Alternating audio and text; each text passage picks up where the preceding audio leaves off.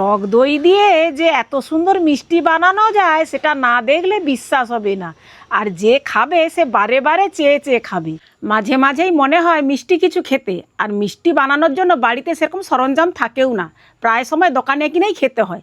আজ বাড়িতে দেখলাম কিছুটা টক দই আছে, আর টক দই দিয়ে দারুণ স্বাদের একটা মিষ্টি বানাবো। তো মিষ্টিটা খুব সহজেই বানানো যায়, তোমরা একবার দেখলে তোমরাও বাড়িতে খুব সহজেই বানিয়ে নিতে পারবে। মিষ্টিটা খেতে ভীষণ সুন্দর লাগে। তো চলো আর দেরি না করে মিষ্টিটা এবার বানিয়ে ফেলি। একটা জামবাটির মধ্যে এই ছাঁকনি রেখে দিলাম। এই ছাঁকনির ওপরে একটা সাদা সুতির কাপড় দিয়ে দিব। 2 কাপের মতো টক দই আমি নিয়ে নিব। এই টক দইটার জলটা ঝাড়িয়ে নিব। একটু হাত দিয়ে চেপে কিছুটা জল আমি ঝরিয়ে নিব। এইভাবে একটু কাপড়টাকে মুড়ে রেখে দেবো এখানে 20 মিনিটের জন্য।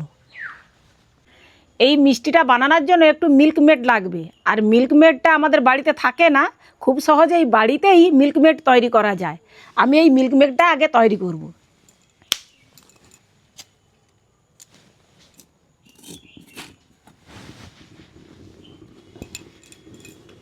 পানটা ধরিয়ে কড়াটা বসিয়ে দিলাম।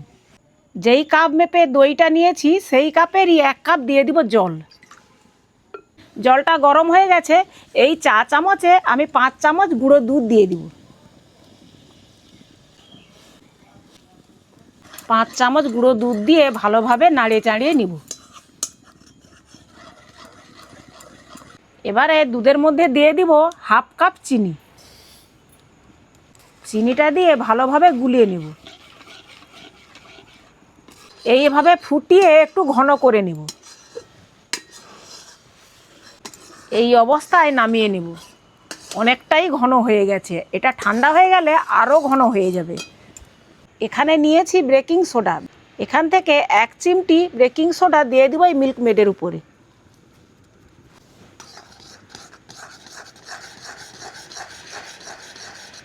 এই মিল্ক মেডটা সম্পূর্ণ ঠান্ডা করে নিব। আর এইভাবে মিল্ক মেড তৈরি করে বাড়িতে সঞ্চয় করে রাখা যাবে। যখন যে পায়েস করলে এই মিল্ক মেড দিলে স্বাদ কিন্তু বাড়ে। এরপরে এই টক দইটা কাপড় থেকে বের করে একটা জামবাটির মধ্যে নিয়ে নিব। এই টক দইয়ের ওপরে 1/2 কাপ দিয়ে দেবো মিল্ক মেড।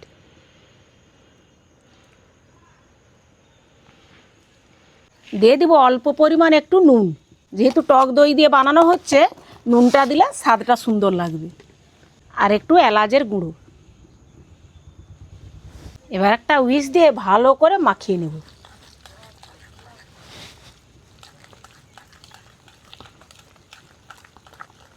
ভালোভাবে একটু ফেটে নিতে হবে, যাতে এই টক দইয়ের দানাগুলো একদম মসৃণ হয়ে যায়। আলাদা করে আর মিষ্টি দেওয়ার দরকার নেই। ওই মিল্কের মধ্যেই যে মিষ্টিটা দিয়েছি ওই মিষ্টিতেই এই মিষ্টিটা সুন্দরভাবে হয়ে যাবে। ভালোভাবে টক দইটাকে ফেটে নিয়েছি। এখানে একটা জামবাটি নিয়েছি। জামবাটির মাপে সাদা কাগজ একটা কেটে আমি বসিয়ে দিয়েছি। এর ওপরে একটু ঘি দিয়ে দিব।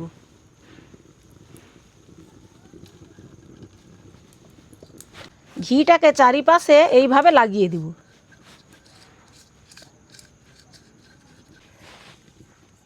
এবারে এই টক দইয়ের মিশ্রণটাকে ঢেলে দিব।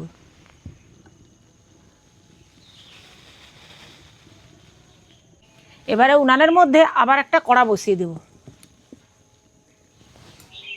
কড়ার মধ্যে বেশ কিছুটা জল দিয়ে দিব। জলের মধ্যে স্ট্যান্ড দিয়ে দিব, আর স্ট্যান্ডের ওপরে এই জামটা বসিয়ে দেব। এবারে একটা ঢাকনা লাগিয়ে দেব। এই জামের উপরে একটা ঢাকনা লাগিয়ে দিতে হবে। কড়ার ওপরেও একটা ঢাকনা দিয়ে 20 থেকে 25 মিনিট আমি ভাপিয়ে নেব।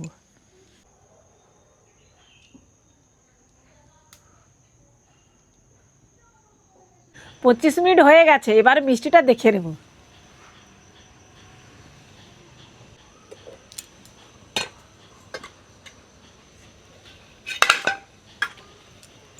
একটা কাঠি দিয়ে দেখে নেব ভেতরটা হয়েছে কিনা।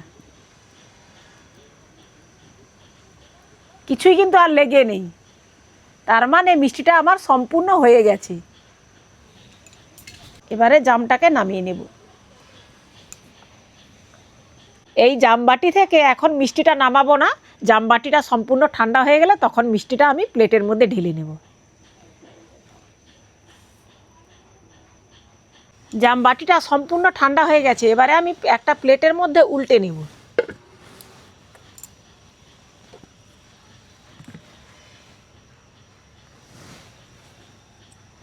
কাগজটা নিচে রয়ে গেছে আর পিস সুন্দর দইয়ের মিষ্টিটা সুন্দরভাবে প্লেটে পড়েও গেছে। এই যে কাগজটা, জামবাটি ঠান্ডা হলে কী হবে, মিষ্টিটা এখনও গরম আছে, কীরকম বাষ্প উঠতিছে, আর এই অবস্থায় এর ওপরে আমি কিছু বাদাম ছড়িয়ে দেব।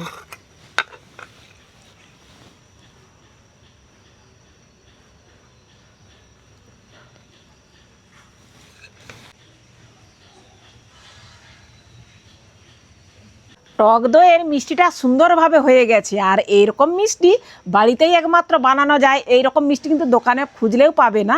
আর মিষ্টিটা যে হয়েছে তার যে একটা সেন্ট উঠছে, দারুণ গন্ধ কিন্তু।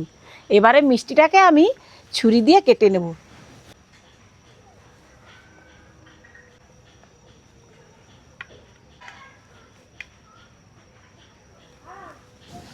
কত সুন্দর মিষ্টিটার পিস হয়ে গেছে।